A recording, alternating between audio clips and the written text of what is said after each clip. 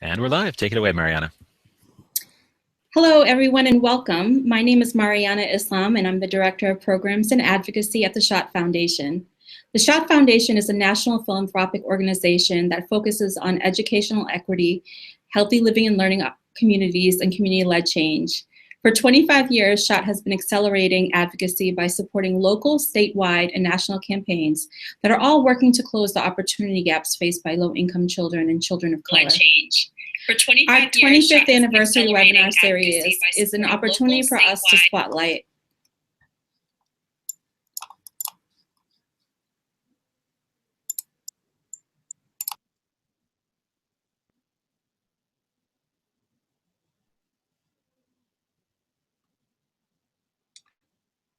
Did we lose Mariana? I think we might have, yep. Okay, well, I'll pick up. Hi, I'm John Jackson, President and CEO of the Schott Foundation for Public Education. We're happy about this opportunity today to highlight our 25th anniversary and use it as a platform to engage many participants in the types of discussions that will increase the likelihood that all students will have a fair and substantive opportunity to learn. So we view this webinar series as an opportunity to share our stories and highlight how far we've come and how much further we need to go in building a broad-based grassroots movement to address critical issues and needs.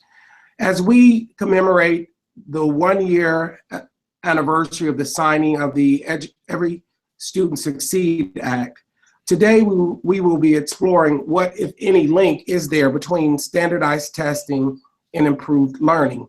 As we know through ESSA, states and localities will have a level of flexibility that they did not see under the No Child Left Behind Act. And as many of you all know, high-stakes tests became a centerpiece of education reform under No Child Left Behind and has impacted so many, from students to teachers to parents to communities. But meanwhile, across the country, while some have embraced the standardized testing movement, others have pushed back. Parents, students, and members in communities across the country have walked out, parents have opted out, and in some places, teachers have refused to even administer the exams. A cross-sector movement has emerged to challenge test-heavy approaches to education reform. Today, we hope to explore the origins of standardized testing, highlight what the research shows, and what can standardized tests truly measure, and how policymakers are using them or misusing them. Our 2 webinar guests will examine both the tests themselves and communities mobilizing against them.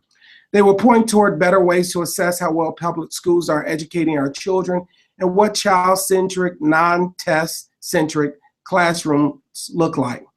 Finally, we want to broaden the discussion to talk about opportunities included under the Every Student Success Act to enrich the student learning and improve equity. I would like to introduce our guest presenters today. The first, Dr. Mani Neal, is Executive Director of the Center for Fair and Open Testing, or FAIR Test. He's been leading FAIR Test work on testing in public schools since 1987. He has initiated national and state coalitions of education, civil rights, religious disability, and parent organizations to work toward fundamental change in assessment of student and accountability. This past October, FAIR Test released its latest report, Assessment Matters, Constructing Model State Systems to Replace Testing Overkill.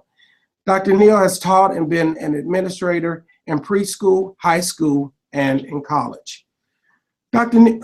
Neal is also joined by Jesse Hagopian, the editor for Rethinking Schools magazine, which promotes equity and racial justice in classroom. He also teaches history at Garfield High School in Seattle, where in 2013, he helped organize the MAP test boycott that quickly spread to several other Seattle schools and helped ignite a national movement against the abuses of standardized testing.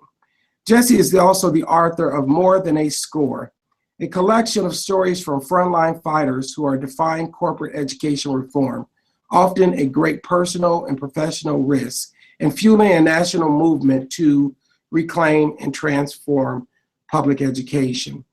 Thank you, Jassy and Monty, for joining us today.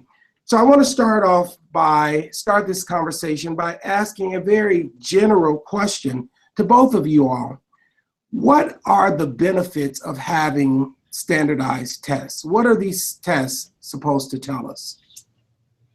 Well, thank you, John. Thank you, Mariama. Hi, Jesse. We kind of agreed I'd go first on this. I want to describe it as benefits, but rather as claims made on behalf of the tests by the people who make and use the tests. Historically, the original tests that we think about are the IQ tests, which were developed before and after World War I, which purportedly judged and could measure a person's intelligence level. They were followed soon after by what we call achievement tests, which supposedly measured how well students had achieved at their grade level in school. These two tests were very closely related. They tracked each other. They're both what we call norm reference tests. That is, they spread test takers out on a bell curve, which is, if you envision a bell, it's from low on the left to high on the right. And they were followed by another example, the SAT for college admissions, and later the ACT. And those are really modeled on IQ and achievement tests as well.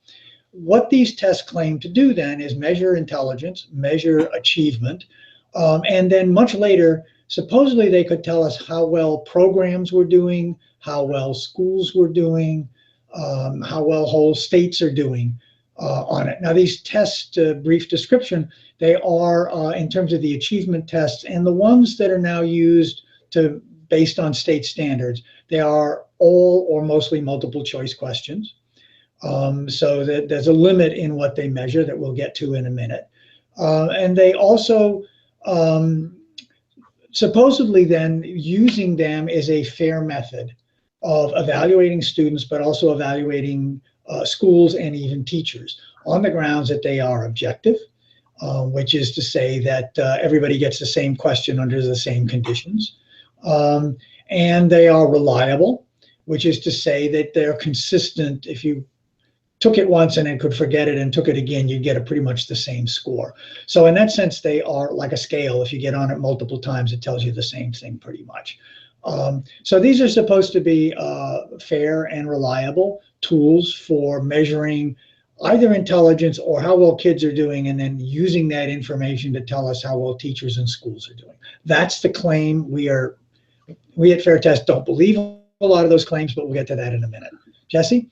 Yeah. Well, thanks so much for having me on today with the Schott Foundation. I greatly appreciate the opportunity.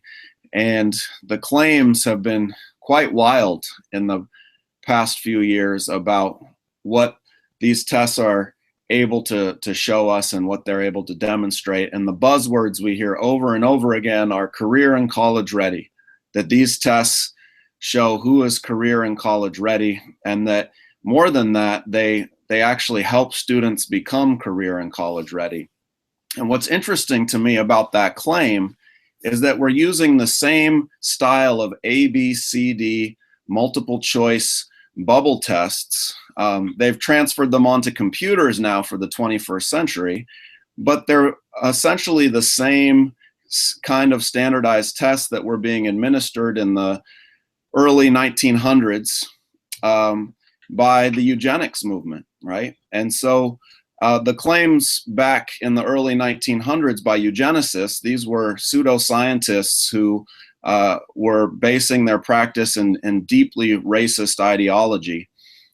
They claimed that these tests demonstrated the superiority of the white race, the superiority of men, the superiority of native-born over immigrants. And really, you can take a man like Carl Brigham, who was at Princeton University. He left his university to help design the alpha and beta tests that were administered to recruits for World War I. And he took that data and transformed it when he returned to Princeton into the SAT exam.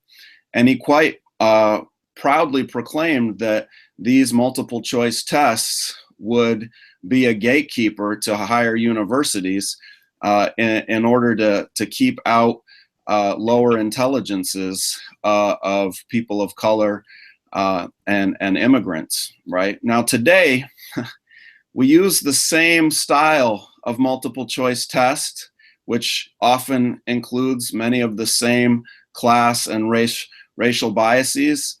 But now the claim is that these multiple choice tests are a great tool for equity, that they will usher in an era of accountability that is going to hold teachers accountable to high standards, that's going to hold schools accountable to high standards.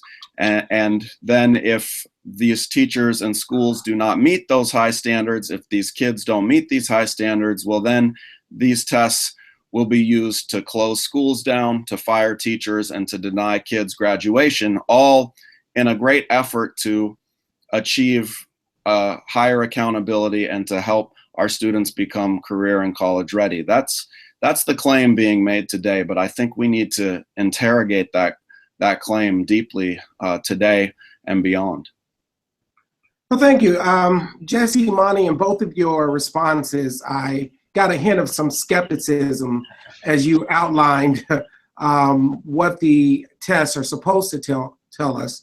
So maybe you can go into what aren't the tests telling us, and how are the tests unreliable, and the way that they're either being used or the way that they're being interpreted? Well, to start, as Jesse and I both said, they are largely multiple choice. The current models on the computer have what they call drop and drag, or you can type in a short answer. But those questions basically are about kind of surface recall or the rote application of very rote kinds of knowledge, which is kind of ironic when you talk about career and college ready, because if you think about it, doing that kind of work does not get you a high wage, will not let you succeed in college. So the kind of things these tests are actually measuring are not very relevant to college and career. In fact, if you really want to succeed and to get beyond that, to be a successful citizen and really make a contribution to our society, to solving its problems, you need to be able to think. You've got to have knowledge, but you've got to be able to apply that knowledge. You've got to be able to think critically, to interrogate, as Jesse said. You've got to hopefully even be creative. In fact, there's an inverse correlation between measures of creativity and standardized test scores, which is to say that those who score highest on standardized test scores don't necessarily do so well on creativity. There are correlations that are rough between the ability to, say, write extended papers and how you do on test scores. But it's a rough correlation, and it's really not the same thing. It gets worse because if you use these tests, as we do in this country, to hold students, schools, and teachers accountable, that forces teaching to the test, which means you are teaching to something that cannot adequately prepare you for your future or for society's future. So we are literally trapping ourselves in the 19th century when these things were conjured up, or the early 20th century, and failing to meet the needs of today. Actually, our view is they didn't meet the needs of the past very well either, but they certainly don't today. And if we're talking about kids who've historically come from communities and sectors of society that have been disadvantaged, that have faced racism, and prejudice, and structural economic inequality, those kids continue to be denied equity. And the tests reinforce it, because to boost the test scores, they're trying to get the kids to focus on the rote kinds of learning. So what those tests don't tell us is what's most important. They can tell us a little bit about stuff that is one small slice of the whole. But when they're used to make decisions about people, when they're used with any real weight given to them, they will distort what is taught and what is learned, to the great harm of young people and, in the end, our whole society. Yeah. Let me just have a follow-up question, probe a little deeper, Monty. So if a student isn't proficient in reading or isn't proficient in math, often, if you have a critical mass of students who are not proficient, the school is identified as a failing school. The community, even property taxes in many respects are, property value in many respects are connected to whether or not the school in that locality is performing well. Is the data that we're able to derive from the tests, does that necessarily mean that the students are failing students? Well, again, there's some correlation between being able to read well and what, say, a proficient level is. It doesn't mean you can't read. I mean, if you take the National Assessment of Educational Progress, they define the level so-called proficient as essentially a B plus A minus student, somebody who's in the top 85% of students. And whereas the basic level, which they claim somehow makes you incompetent, is most of the actual student population. And yet we know these people are often, are often competent. That is, those tests are set up to tell us that most kids aren't doing very well. And there's real question about that. Now, on top of that, the questions are often culturally loaded, and they don't include things that students from non-white middle to upper middle class populations are likely to know. It's based on the experiences essentially of that limited part of the population, not the experiences of others. So when they ask the questions, they often might throw kids off. Kids might be able to read, but they get thrown off. They might feel like they're being attacked by the question because of the racial whatever. Or they may just get bored out of their skulls because it feels it has nothing to do with their lives, and they have these incredibly dull reading passages that don't mean anything. And if I could add to that, I think that the other problem is that this inundation of our public schools with high-stakes standardized tests is actually making it harder for us to raise the reading level. And I'll explain what I mean. In 2013, our reading teacher at Garfield High School is the teacher that initiated the MAP test boycott. And the reason why she wanted to refuse to administer the MAP test, which was given 3 times a year in our building, was because it was detracting from her ability to teach reading. It actually, when the average public school student in the United States takes 112 standardized tests. Let me say that again. 112 standardized tests is the average for an American public school student. And when you inundate public education with hours and hours and hours of test prep and then test taking, you actually remove so much time from the class that can actually be devoted to raising levels. And so Mallory Clark at Garfield High School was an award-winning teacher for an incredible program that she implemented. And she was well known for taking 9th grade students who were far behind reading level and getting them to reading level in a year. And she clearly said, when I have to take the students out of the class and then humiliate them with this test that showing them that they're below grade level, something I already knew, it actually detracts from my ability to get them to reading level. And she said this: if I want to know what reading level a student is at, I use a revolutionary technology known as the book. And I actually have them read to me.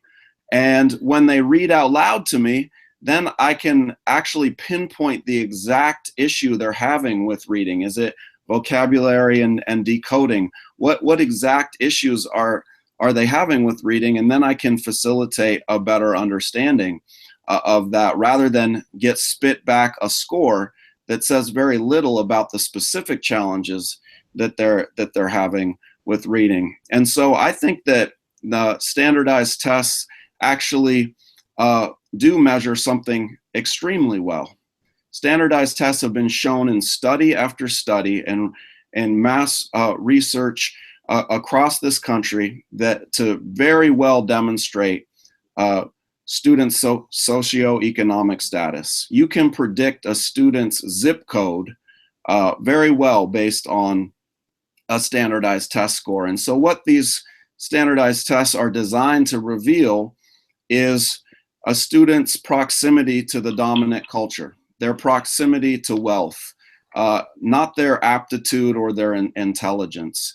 And in fact, if these people who are demanding accountability were really serious, they would demand accountability for the resources we would need to hire more teachers like Mallory Clark so that they can work with small groups of students to get them to grade level, rather than spending literally billions of dollars on more high-stakes standardized testing to rank and sort our students, rather than give them the individual attention they need in smaller classes, in tutoring programs to actually raise achievement levels.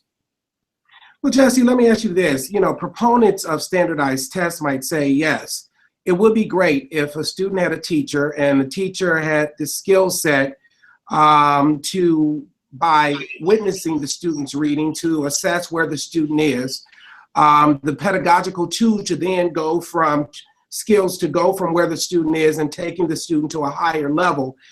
But the very reason we proponents got into this standardized test space is because of equity, because there's some sense that not every student had access to that type of teacher. How would you respond? How would you address this issue around ensuring that students have access to great instruction, great teaching, without using a standardized testing approach?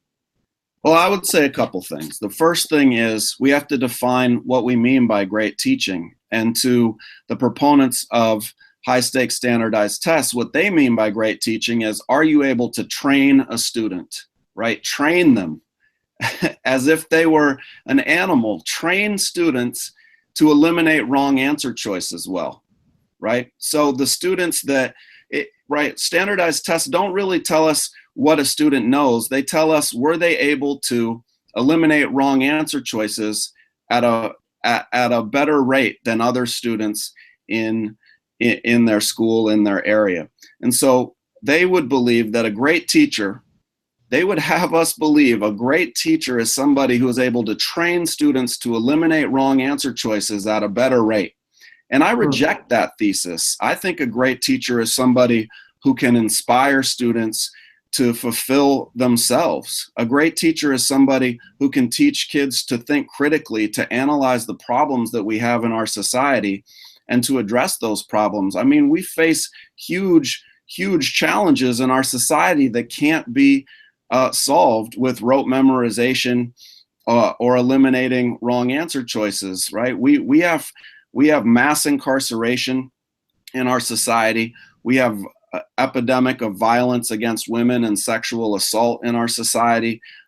We have endless wars, and these are problems that that really demand that teachers hold dialogues and Socratic seminars and debates and critical thinking skills be nurtured in the classroom to solve those. And these tests really can't measure the wonderful conversations and reactions to issues and debates that are going on in my classroom and countless classrooms across the country. And the other thing that I would add is that I wish that their clamor for quality teachers and for accountability in the classroom would be matched by their clamor for accountability for the politicians who are starving our schools of resources. Because here in Washington State, our state legislature is refusing to fund education by their constitutionally mandated duty by the state constitution.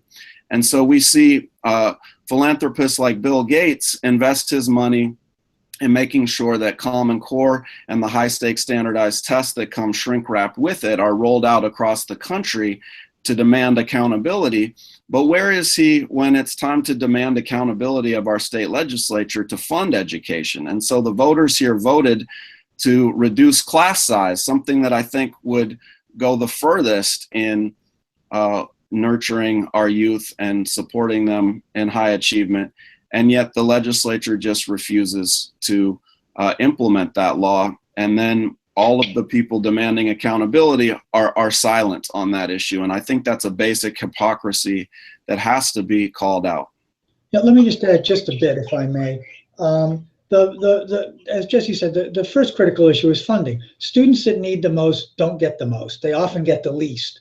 And those who get the most continue to get the most as they go to very well-resourced schools with small class sizes and complete laboratories and libraries and computers and everything else out in the suburbs of almost any major city. And you go into the low-income cities and adjoining suburbs, and you don't find that. You find really a lack of sufficient resources.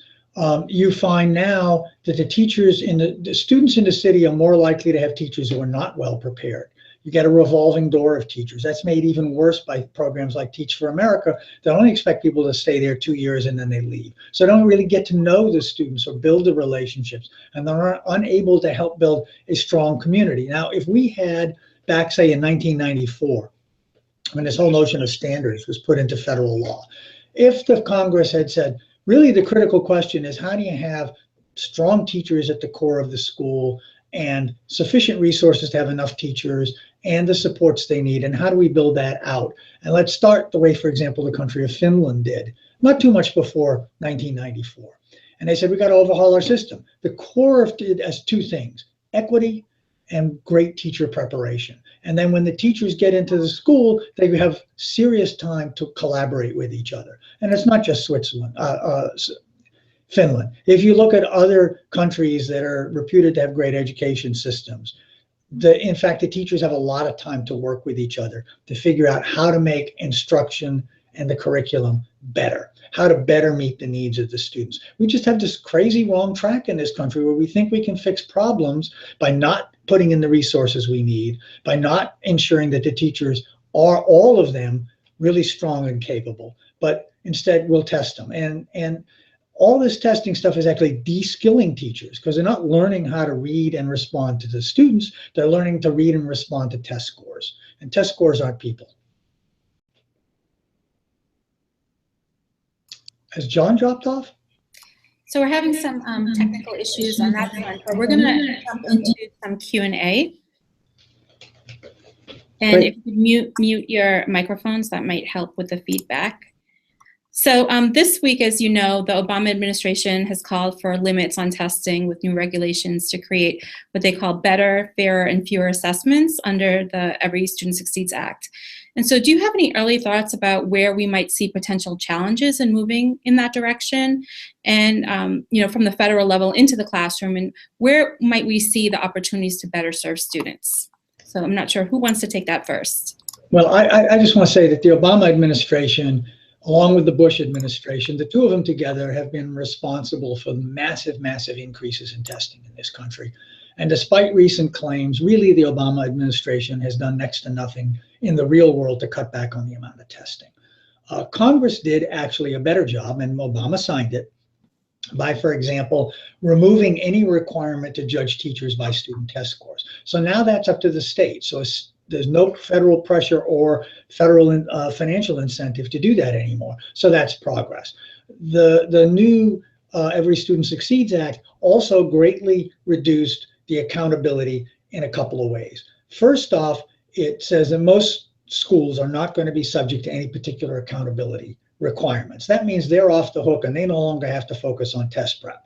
It's not, if they are, they really are not being responsible, provided, however, that the state follows the same line and says, oh, we're not going to go out and punish schools. Secondly, under the law, a state has to identify the lowest scoring 5% of schools and high schools where fewer than 2/3 of the kids graduate. That's fine. What's different with ESSA is the state is then supposed to help. First, the school and district provide an improvement plan. The extra resources are available. It's monitored and adjusted. Now, if we then switch from the punitive approach of No Child Left Behind to the possibility of positive supports, that can make a significant difference in the culture of schools and in the use of tests in schools. Because we're no longer under the pressure to keep jacking up the test scores every minute, which means all of the tests, most of the tests actually given are not the state tests. There's too much of that already. We could do, once each in middle, elementary, and high school and get enough data about schools. Instead, we're testing every grade 3 through 8 and once in high school. But most of the testing is actually mandated by districts. Why? They're trying to boost the test scores. They're either trying to do it to avoid punitive accountability, or they're out in the suburbs and they're wealthy, but they're competing with another wealthy suburb to get the highest test scores to make their real estate prices even higher. The reality is that states and districts can back away from all that. If we get rid of all of those interim and benchmark tests and all these little tests attached to computerized programs of so-called instruction, that's all test prep. If we get rid of it, then teachers have time to really teach the kind of deep and rich curriculum. That is now increasingly possible. And we really need to put it on the states and the districts to say, at least go as far as the feds allow. We need to do better by the federal law. It's not by any stretch a great law, but it's a much less destructive law. And it does provide opportunities for states and districts to move ahead. Okay, great. I'm back. I failed the technology test, but I'm glad I'm with two panelists who, won't ostracize me for that.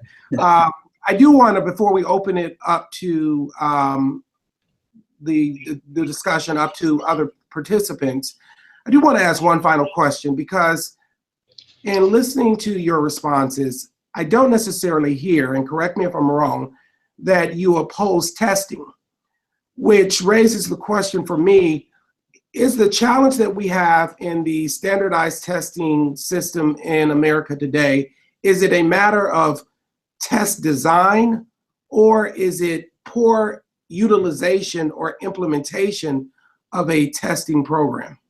Well, let me just say that teachers invented tests, so we're not against testing, we're not against assessment, but we demand authentic assessments.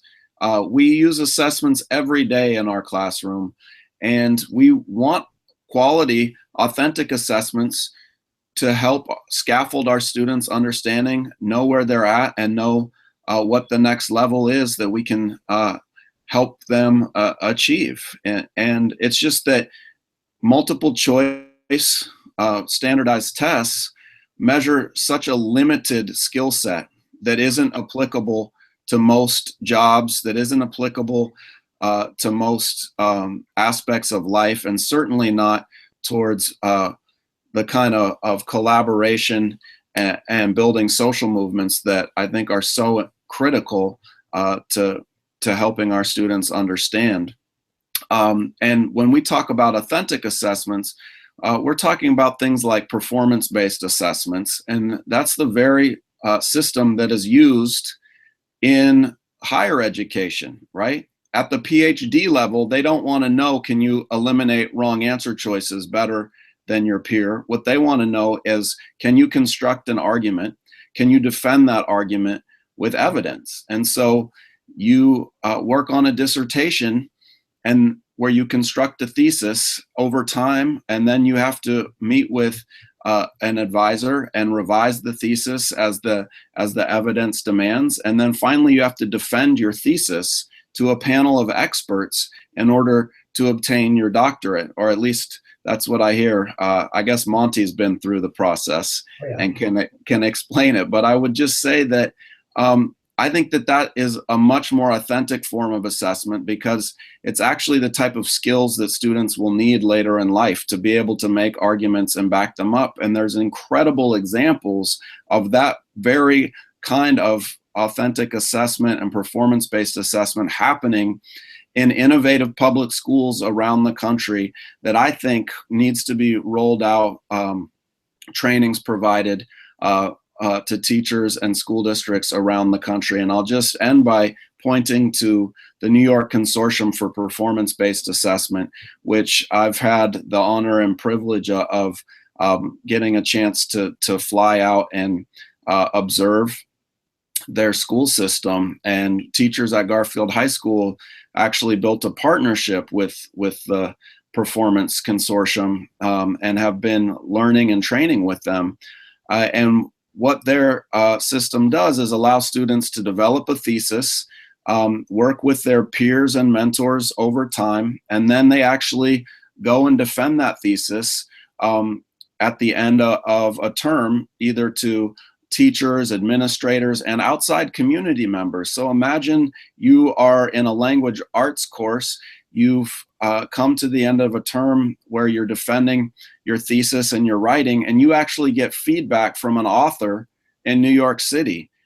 And instead of the test being an immense time away from learning, time away from the classroom, it's actually can be a time of great breakthrough for these students where they actually further develop their understanding and get critical questions asked that they have to react to, respond to, and do further research to understand. And that model is having incredible success because the consortium schools actually, they're fully public, they're not charter schools, they receive no extra funding, but they actually, because of their social justice approach and their performance-based assessments, actually have the highest graduation rates in New York City. They have the highest graduation for English language learners.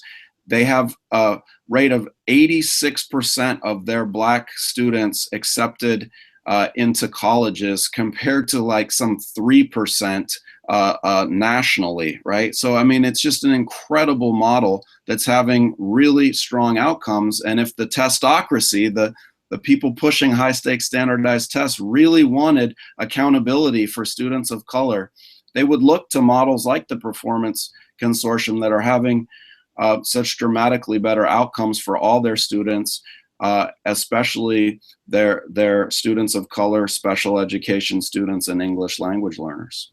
Yeah, that's really important, if I may, because what Jesse said, there's actually middle and even elementary schools that adopt similar models. There's other high schools around the country that do it. There's a lot to learn from them, and we can build new systems off it. To get back to your original question, it's both design and use. These tests are designed, I mean, they may be technically reliable, but they don't measure enough to be, in a deep sense, valid. They're not educationally sound or beneficial. So they could be used on a, like a sampling basis occasionally as one source of evidence to triangulate against other evidence about a school. But really, if you want to know how kids are doing, look at the actual work they do. And that's what they do in the consortium. That's what you can do for a portfolio approach. And in fact, there are ways of gathering that evidence and independently sampling it, taking a look at it and saying, how's the school doing? How on average are these kids doing? Are they making progress over time? The state of New Hampshire got a waiver from No Child Left Behind, and they're continuing under ESSA. And essentially what the waiver is that they are building a new system that's based on performance assessment. Now it takes time to do that because you really have to build it up. In the system that they're currently at in New Hampshire, they test in 3 grades, 4, 8, and once in high school. Actually, under the law, you could even sample those grades rather than test all the kids. But then the teachers from the districts that are now participating design what they call common tasks, which the kids take across those districts. And those are then used as a basis for being able to make sure that there's a comparability. That is, the kids who are deemed proficient in one district are achieving quite similarly to kids deemed proficient in another district, which is a real issue for civil rights groups because they know lots of kids have been left behind and they want data on how they're doing. The problem is the data tools are killing, kind of killing the messenger's killing the message, you might say. So if you use performance tasks that are rooted in real learning, you can get there. Now, in the end, what they do at the schools that participate is they do locally designed assessing, and these can be all kinds of things. They can emerge right out of the curriculum, like Jesse was describing the New York Consortium. They could be separately designed tasks that teachers create, a mix of them. They could be more standard or more student-centered, and so on. But the point is that there are ways that can vary to meet the needs of the students where the evidence of student learning is presented and can be independently verified. That's the kind of system they're building in New Hampshire, and ESSA allows an initial 7 states to build systems like that. And if it starts to work, all states can do it. So we think states need to start moving down that road. Moreover, because of the reduction in accountability pressures and the shift from punishment to help, it's possible for lots of districts, low income, high income, and everything in between, to begin that shift on their own. So yeah, they'll have to put up with the tests, which isn't good, but if you decide we will do what is said, we will let the tests take care of themselves. Our focus is going to be on high quality teaching and learning We're going to use performance assessments. That's what we're going to focus on locally. We'll let the tests take care of themselves. When districts begin to do that, they create a model in different states for the state as a whole to start going down that road. So we have an opportunity. It's not a perfect opportunity. It's got limits. And there's no money behind it, which there should be. But nonetheless, there is a real opportunity to begin to overhaul the system. And we know across the country, hundreds of thousands of parents are refusing to let their kids get tested. We've seen states with dropout tests, graduation tests decline from 27 to 13 in about 5 years. So we're seeing real progress. Now is the time to tossing NCLB into the ND, tossing No Child Left Behind into the garbage can where it belongs, and taking the advantage we have and building a new system. At the beginning, Mariana mentioned our report, Assessment Matters. It's on our website, fairtest.org. It describes the New York Consortium and other examples, along with how states can begin to design new systems.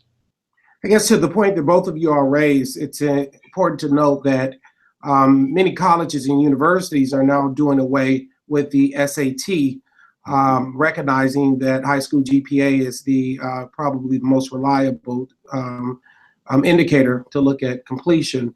I've had an opportunity also to visit the New York Consortium and talk with the students, parents, and educators, and they're doing some amazing things there. And I would recommend anyone to go there and take a look at the work that they're doing. So at this time, I want to turn it over to Mariana to open up the discussion to include other participants of the webinar. Mariana? Great, thank you, John. So the questions are really flowing in, and I'd still like to encourage our participants to continue to post your questions in the chat feature, and also tweet your questions to @SchottFound using the Twitter handle GrassrootsEd or Schott25. So this next question really builds off your last point, and it's about if we have any good examples for states that are spending well on public education compared to their assessment systems. Oh yeah, there's a pretty well straight correlation between poverty and test scores. Who's doing worst? Mississippi. Okay. They're just desperately poor and don't spend much on schools. Alabama, Louisiana, New Mexico, really our poorest states score lowest. Who's at the top on test scores like the National Assessment of Educational Progress? Maryland, Connecticut, New Jersey, Massachusetts, wealthiest states in the country. With, by and large, not very large populations of people of color or recent immigrants. Not saying there's none, just that the share of the population is lower. So for example, Massachusetts, which sits at the top of NAEP, the gaps between English language learners and English as a first language are enormous, and they haven't closed under the testing regime, but there aren't that many of them in the states, so Massachusetts scores high. Great. This next question is, what ripples might Betsy DeVos, the newly appointed Secretary of Education, cause in the world of standardized testing? I mean, I agree with what Monty laid out earlier in terms of, but the path that Betsy DeVos is walking was really laid by the Bush administration and Obama administration alike. The bipartisan consensus that high stakes standardized tests is the way to go, and that privatizing education, that plowing money into charter schools is the way to go, then opens the door for further privatization schemes like vouchers that Betsy DeVos promotes. And I think that that's a real shame, and that we're going to have to build a mass civil rights, human rights, education justice movement in this country to oppose one of the worst secretaries of education who's getting ready to be ushered in. Betsy DeVos is someone whose qualifications rest on the fact that she's a billionaire, and really has no education experience. Her kids didn't go to public school. She didn't go to public school, has no experience in teaching and learning. her experience is with experiments in privatizing education. And I think to that end, what we're called upon to do is build a mass multiracial movement of students, parents, teachers, families, community members across this country to demand authentic assessments, for sure, and a move away from the test and punish model of education, but far beyond that, to really transform public schools fundamentally, to make them places to help nurture students to unlock their creativity and collaboration, rather than just rank and sort and track them into low-wage work for the poor schools, and to manager positions and CEO positions for the rich schools. And that's the great task that we have to only redouble our efforts for in this coming era. Great. We have another question from Georgia. It's high stakes testing has spread from K to 12 to teacher education. In some states, such as Georgia, they have decided to evaluate professors based on K to 12 test scores. Any advice for pushing back? So speaking to your point about pushing back, Jesse, how can educators push back? Yeah, it has even spread to higher education and to teacher education programs with the EdTPA. There's really a push for more standardization. And really, we need to embrace the idea that we have to teach to the student, not to the test. And to do that, I think it requires great organization. You know, at Garfield, our teachers were organized enough to launch a boycott and refuse to administer a test, and received immense support and solidarity from the PTA that voted unanimously to support us, and from the student body government that voted unanimously to support. And we were able to actually defeat the MAP test. The superintendent actually canceled that test altogether for high schools, which meant there were 3 standardized tests that were eliminated. We still have many others that we're expected to administer, so the struggle continues. But I think the key is to begin the dialogue at your school, in your community, about what these tests truly measure, which is access to resources rather than intelligence, and then lay out a plan of action, either for parents to opt their students out of these tests, to build rallies and movements to pressure state legislatures to remove the high stakes from these tests. A study came out of Boston University that shows that the only measurable outcome of attaching graduation requirement to high stakes exit exams for graduation from high school is increased incarceration rates. And that's something that the testocracy needs to be held accountable for. These corporate education reformers have yet to respond to the fact that these denying kids graduation is funneling them into prison. And it's that kind of research that we need to use to build a mass opt-out movement. And I'm really heartened to see that the movement for Black Lives, that contains dozens of Black Lives Matter organizations, recently released a policy statement opposing privatization of public schools and high stakes testing. And I think there are huge openings right now to building a mass movement to oppose these tests and to demand authentic assessment. Let me jump in just for a minute, because I would like to ask either Monty or Jesse, if we were to remove these tests, what would a state or locality use as equity indicators? Well, I think there's a bunch of stuff that can be used. When you talk about testing, you tend to focus the whole discussion kind of narrowly on academics. And academics is obviously a critical piece of the whole, but it is not the whole. We want kids to be healthy and happy. It takes a lot of development of the human being on emotional and social and psychological areas, as well as academic areas. And that really schools are critically important in all of that, even though they haven't always been a focus. And with not only an overemphasis on academics, but a kind of very narrow kind of academics. We have created schools that are often hostile to children. The testing fuels resentment and anger on the part of students, and which means they're more likely to act out, which means they're more likely to get disciplined, and you start the school to prison pipeline game. So these kinds of connections have been traced out. So you can, for example, and now to a significant extent, this is also now possible, indeed required, under the new federal law. So you can look at school suspension and discipline rates. You can measure and assess and evaluate school climate. You can look at attendance and chronic absenteeism. You can survey parent support and teacher support and teacher engagement as well. So there's a set of things that can be studied. Some of these, like, for example, social emotional learning, it would be a disaster to put high stakes on that. I mean, when you're going to punish a school because some kid has, not getting along so well with another kid, it becomes crazy.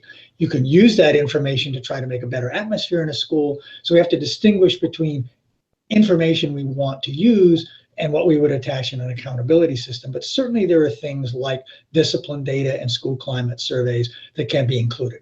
Now, when we talk about the academics, as I said earlier, one looks at the actual work kids do. Then you ask a question, is it the kind of work the kids should be doing? Is there a chance? Yeah, they should get the basic skills. Do they get art, do music? Do they get a rich involvement in science and history that leads them to be able to know and learn and be able to think and apply their knowledge to real world situations and to show that in their work? As I indicated earlier, there are ways of gathering that to produce indicators that can be used on a large school that can help tell the public and the policymakers how well schools are doing and really where help is needed and where improvement is most important. Okay. Mariana, you want to take another question? Sure. So I will take this question here. How do we balance the belief that students should learn to the question and be their own people with society's mandate that kids of color be obedient and not question? How do we assure parents of this? So that's a really big question. Yeah, I think that there's long been a conflicting goal and purpose of public education.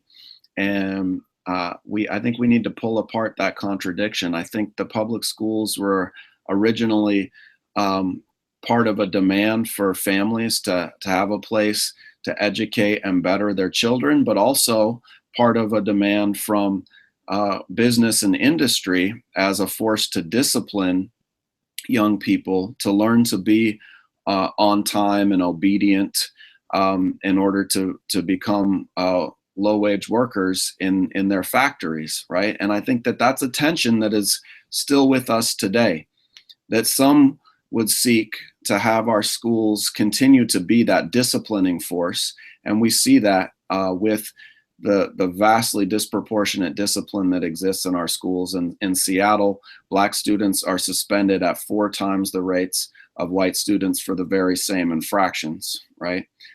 We see the rigidity of the bell schedule and the desks in rows that are all about breeding standardization, conformity, and discipline, because there are those that believe our school system should be designed to help corporations compete in the global economy.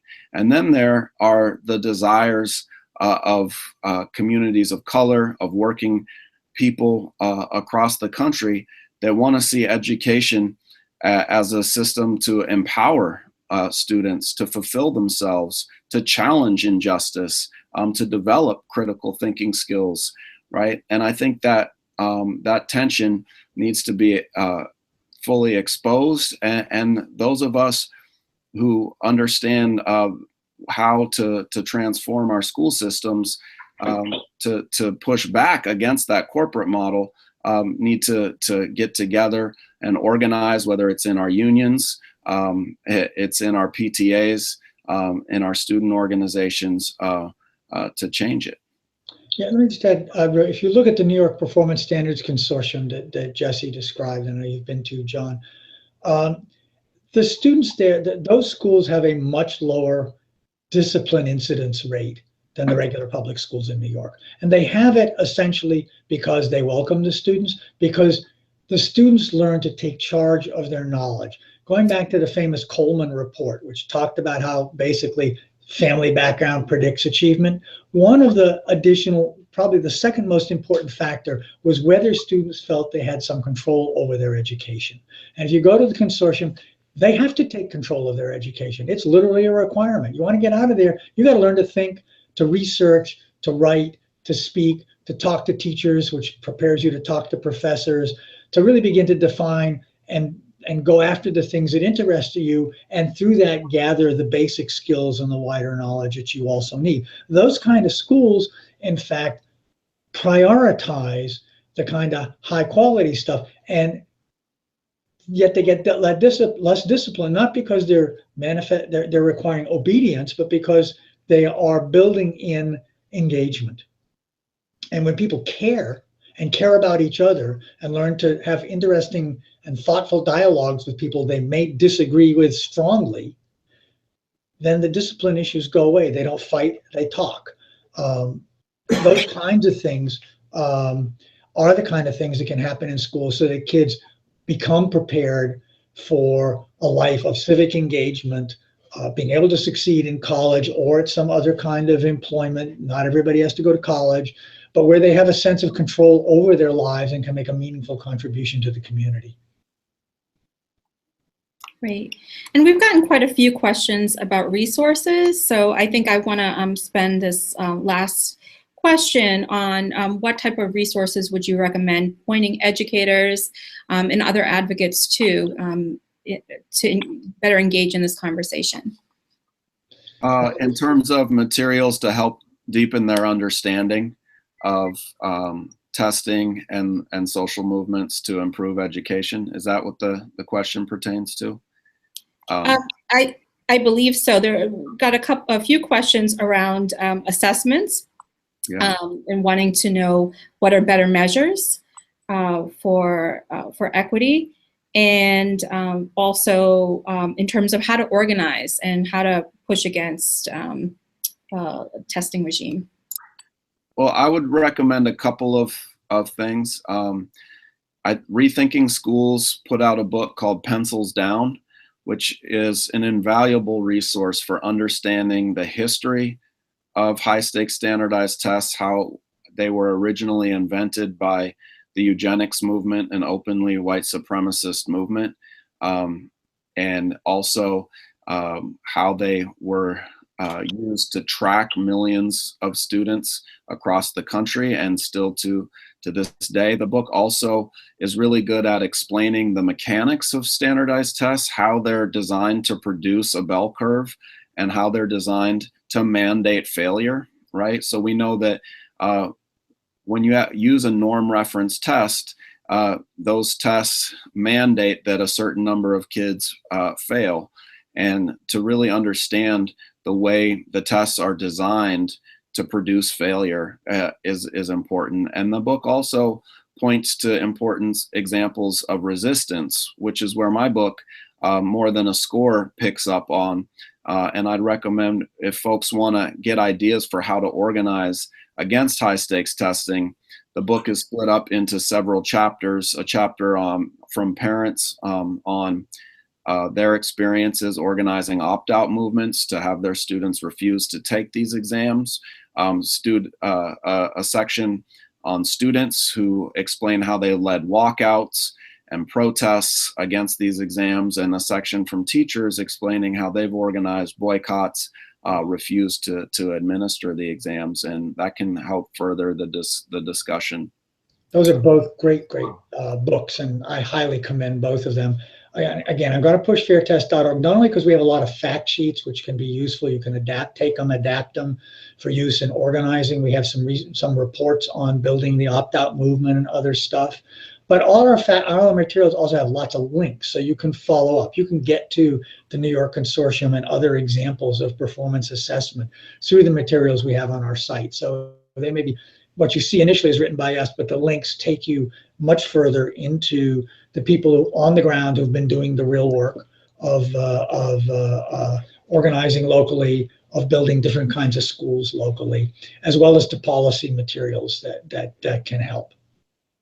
Great. Well, I'd like to thank you both and John for helping us end this 2016 with a really enlightening and dynamic conversation about testing. And we'd also like to thank everyone for joining us today. Your participation in the chat and on Twitter has been great. We encourage you to continue the conversation. We invite you to join Schott's National Opportunity to Learn Network at schottfoundation.org and to also follow us on Twitter.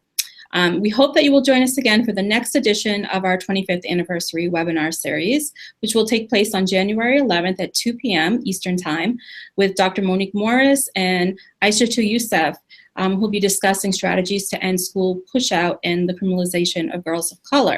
And I just wanted to make an announcement to also save the date. On January 19th, our Partners Alliance to Reclaim Our Schools is holding a National Day of Action for schools across the country, and you can learn more about that on reclaimourschools.org, and we'll also be sharing that through our Opportunity to Learn newsletter. And so thank you once again. Wonderful. Thank you so much for having me very today. much. Thank you. We appreciate the chance to be here and the great conversation. Great. And be there January 19, definite. For sure. Thank you. Take care, everybody. Holiday season, everyone. All right, you too.